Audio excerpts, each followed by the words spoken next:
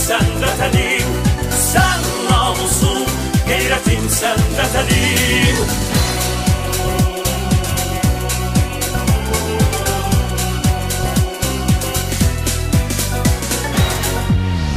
Öz yurdumun vəfalı oğluyam, vətən mənim canım varlığımdır.